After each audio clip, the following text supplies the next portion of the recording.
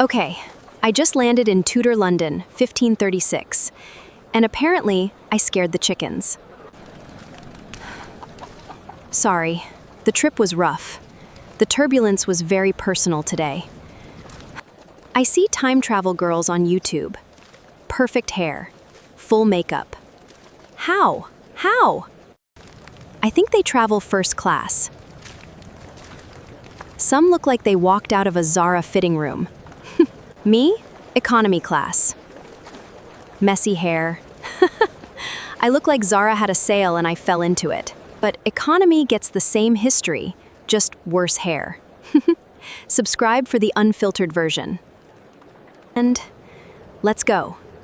Because Tudor London in 1536 is about to get very interesting.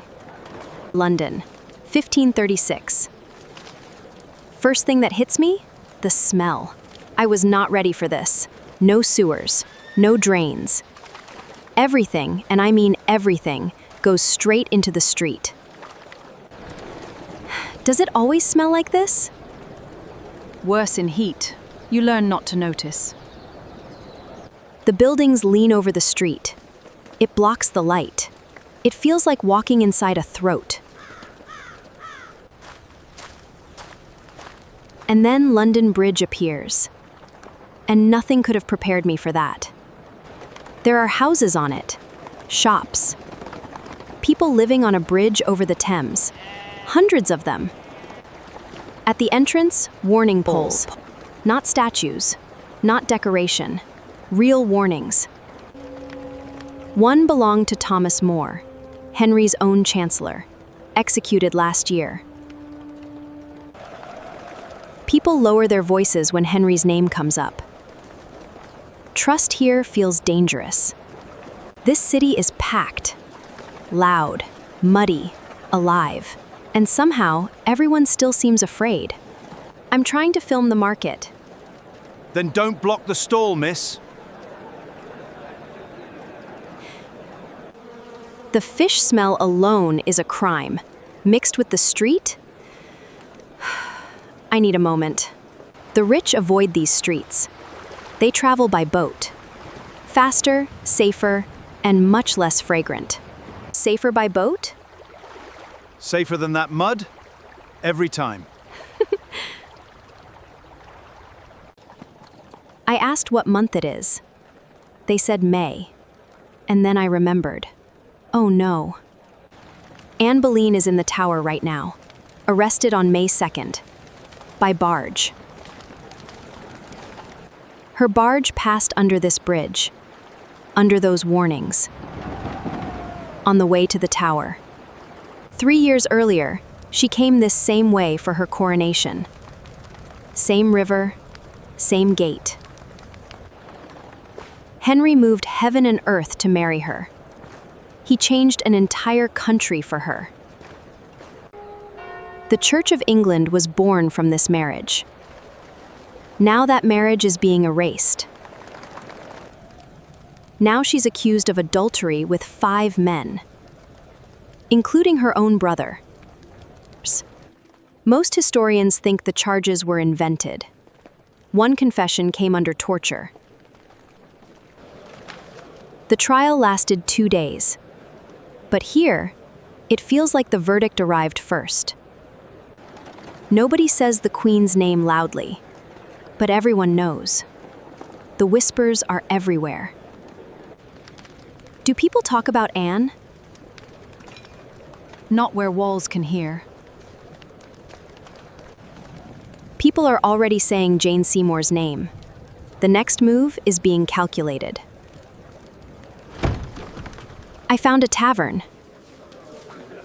Because honestly, I needed to sit down. The ale is warm, flat, and tastes like bread lost a fight with mud. This is safer than water? In London, drink the ale. The food is actually good. Bread, saltfish, a hot pie. I did not expect that. Ordinary Londoners eat 2 meals, dawn and midday. Supper is for the wealthy. That man keeps looking toward the tower. He's done it since I sat down. Everyone here has someone to fear for.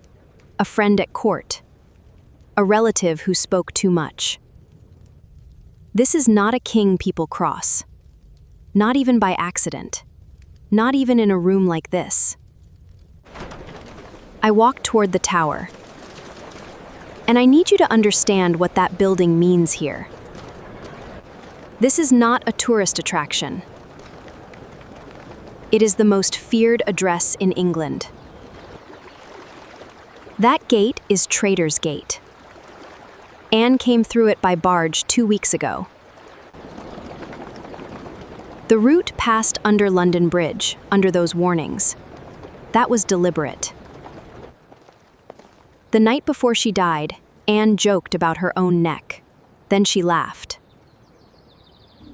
The constable wrote about it. He seemed stunned by how calm she was.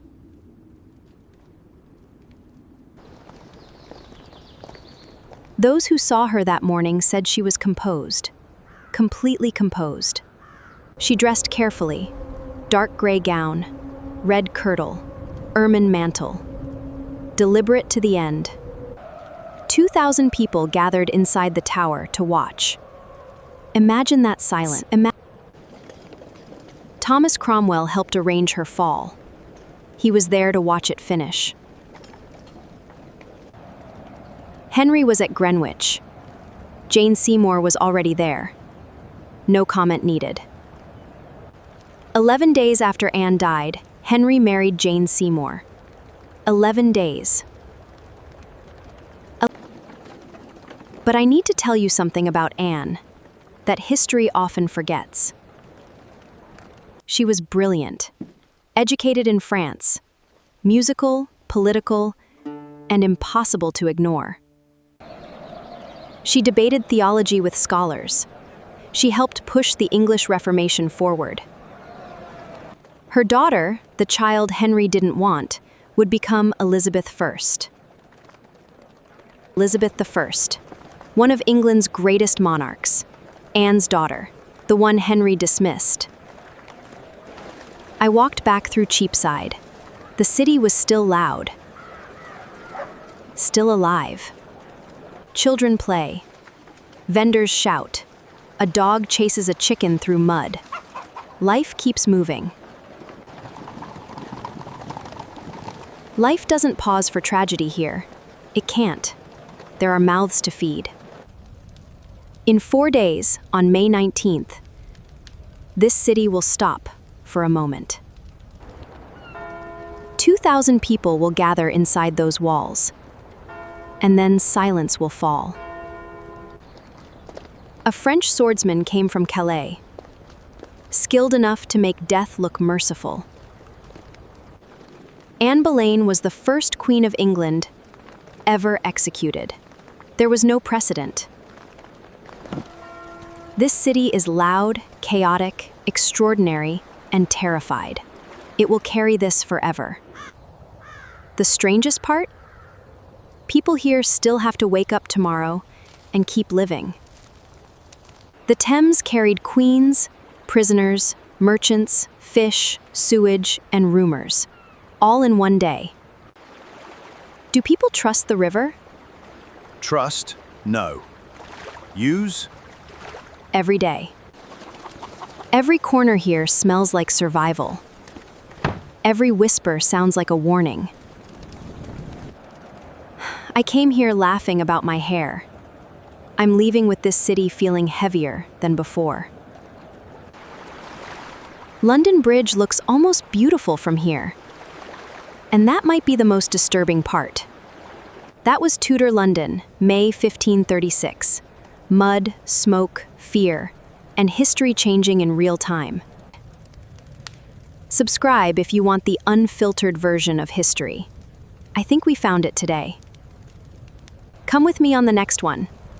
Hopefully, economy class lands farther from chickens.